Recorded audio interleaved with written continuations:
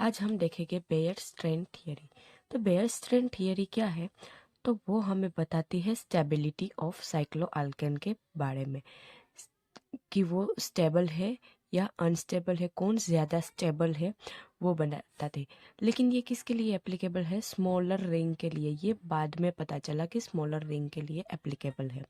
और इस काम के लिए स्टेबिलिटी को बताने मीन्स ये जो थियरी है उसको देने के लिए जो बेयर्स है उसको नोबेल प्राइज़ भी मिला था 1905 में।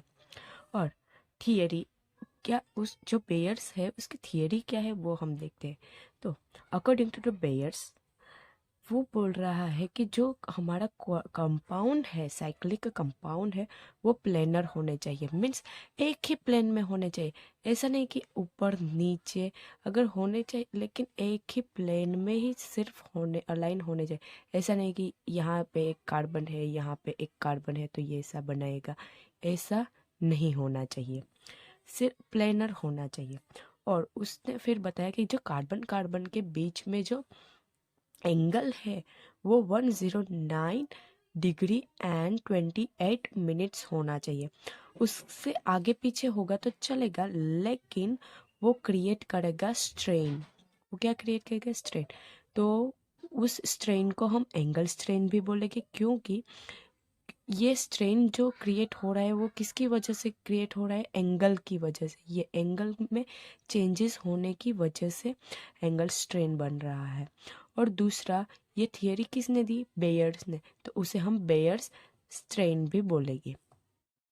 अब जब एंगल स्ट्रेन बढ़ेगा तो उसकी स्टेबिलिटी है वो कम होगी। मीन्स एंगल जब बढ़ेगा तो stability of cyclo alkane decrease होगी। अब जो हम एंगल स्ट्रेन फाइंड आउट करने के लिए टू फॉर्मूला है। जब हमें उसका जो एंगल है, जो हम जिस स्ट्रक्चर का मीन जिस कंपाउंड का हम स्ट्रेन फाइंड आउट करेंगे, एंगल स्ट्रेन, तो उसके लिए हमें उसका एंगल पता होना चाहिए। तो अगर हमें पता है उसका एंगल तो ये इस वाले फॉर्मूला को यूज़ करेंगे। अगर हमें उसका फॉर्मूला पता नहीं है तो हम ये वाला फॉर्मूला से, अननोन है तो इस फॉर्मूला को यूज़ करेंगे। तो क्या है? Angle strain means theta is equal to 1/2 desirable angle minus actual angle.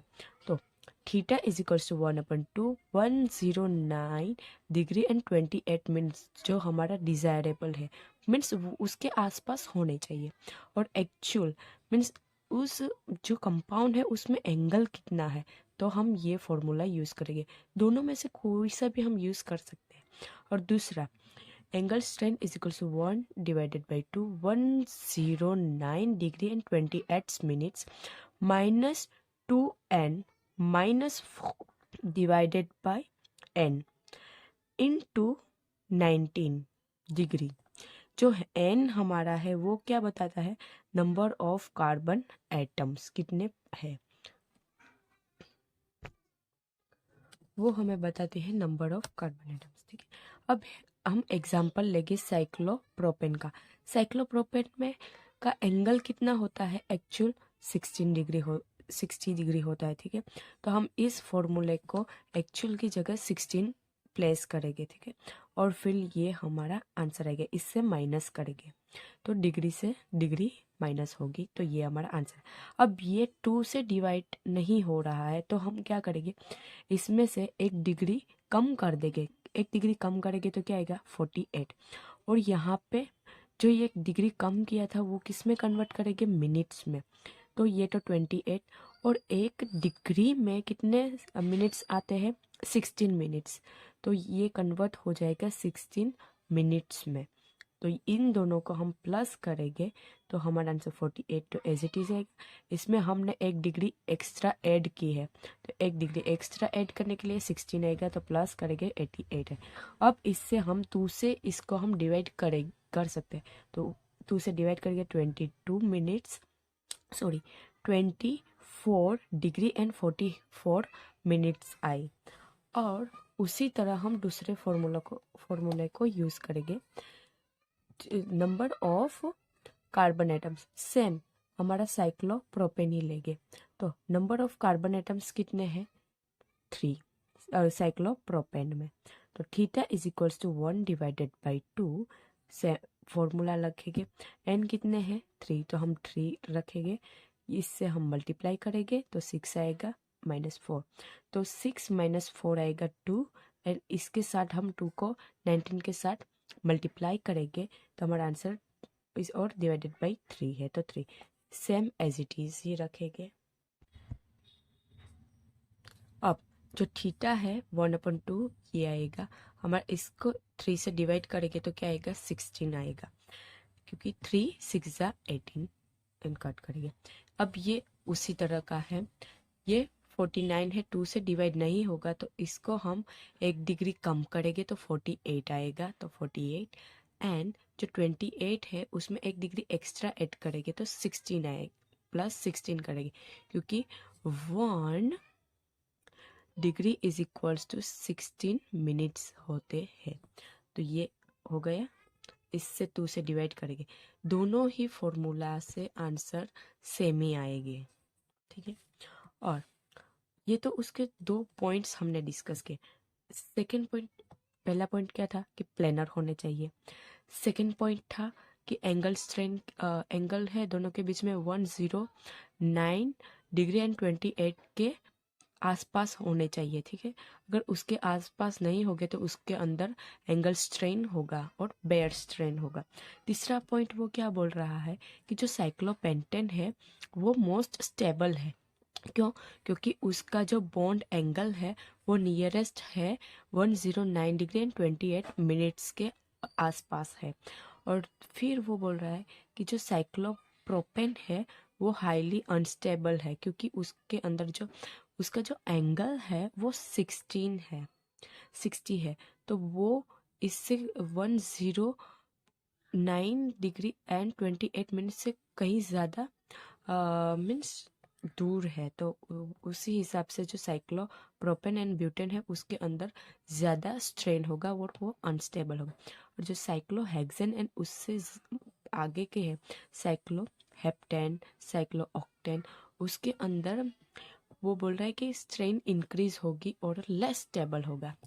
तो according to Baeyer's theory the stability order क्या है, cyclopentane, cyclohexane, cyclobutane and cyclopropane, means पहले 5 मेंबर फिर 6 4 एंड 3, ये अकॉर्डिंग टू है बेयर्स थियरी।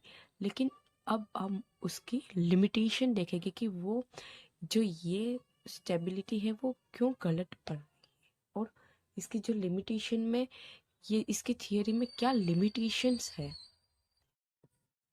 तो limitation of bears theory को discuss करने से पहले हम थोड़ा सा ये टेबल देख रहे थे। नेम है, स्ट्रक्चर है, एक्चुअल जो एंगल है वो है, प्रेडिक्टेड हमारा क्या है किससे हमें कंपेयर करना है, और जो एक्चुअल जो एंगल है एक्चुअल जो स्ट्रक्चर है वो कि कौन सा।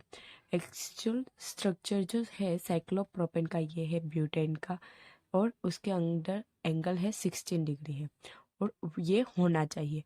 तो ये स्लाइडली बेंड होगा और प्लेनर होगा, ठीक है। तो उसी हिसाब से, और ये इसका एंगल कितना बनेगा 19 डिग्री बनाएगा।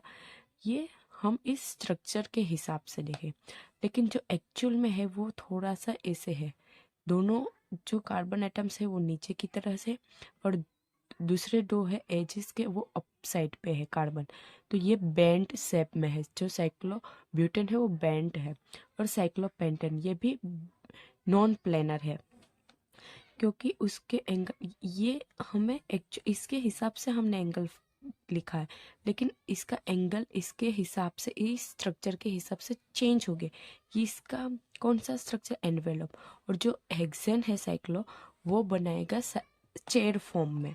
तो ये भी उसके, तो उसने जो हमें बताया वो इस स्ट्रक्चर के हिसाब से और इस एंगल के हिसाब से उसने बताया, लेकिन एक्चुअल में उसका स्ट्रक्चर ऐसे है और उसका एंगल है वो भी चेंज हो गए। तो इसकी जो थियरी है वो यहाँ से ही गलत हो रही है। उसने ये सिर्फ एप्लीकेबल है फॉर स्मॉलर रिंग के लिए, और उसने बोला था कि जो साइक्लोहेक्सेन है उसके अंदर जो बॉन्ड एंगल है वो कितने हैं 120 डिग्री, बट एक्चुअल में इतना नहीं है, वो है नियरेस्ट 109 डिग्री के आसपास, क्योंकि ये चेयर फॉर्म में है साइक्लोहेक्सेन।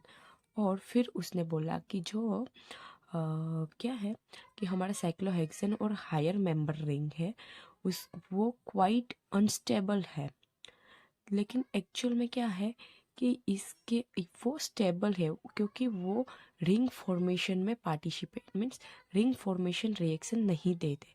तो ये था अबाउट बेयर्स थियरी एंड